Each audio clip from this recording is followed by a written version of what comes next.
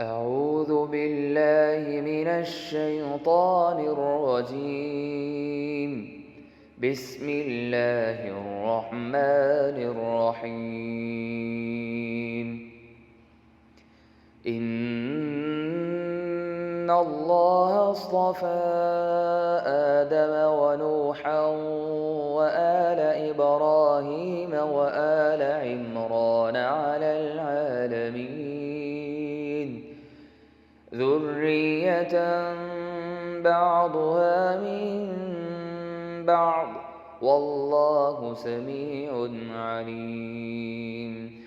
إذ قالت امرأة عمران رب إني نذرت لك ما في بطني محررا فتقبل مني إنك أنت السميع العليم.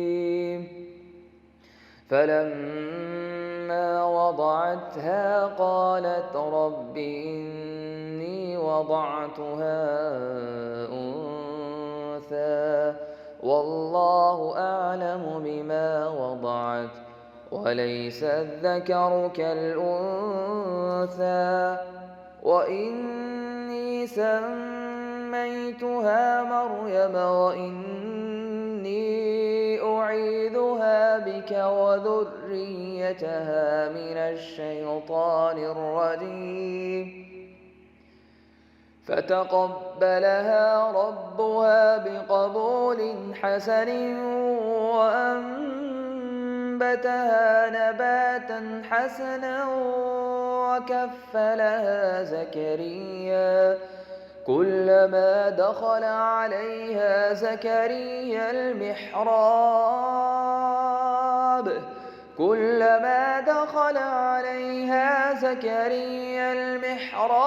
وجد عندها رزقا قال يا مريم أنى لك هذا قالت هو من عند الله إن الله يرزق من يشاء بغير حساب.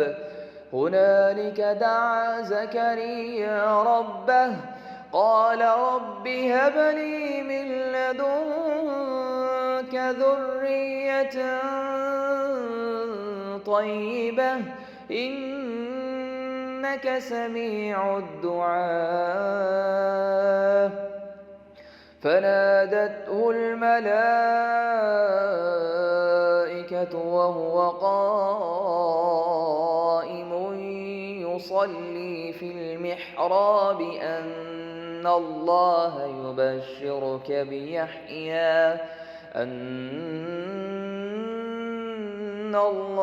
يبشرك بيحيى مصدقا بكلمة من الله وسيدا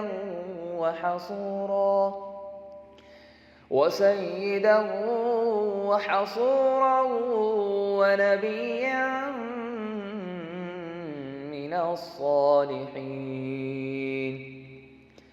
قال رب أنى يكون لي غلام وقد بلغني الكبر وامرأتي عاقر قال كذلك الله يفعل ما يشاء. قال رب اجعل لي آية قال آيتك ألا تكلم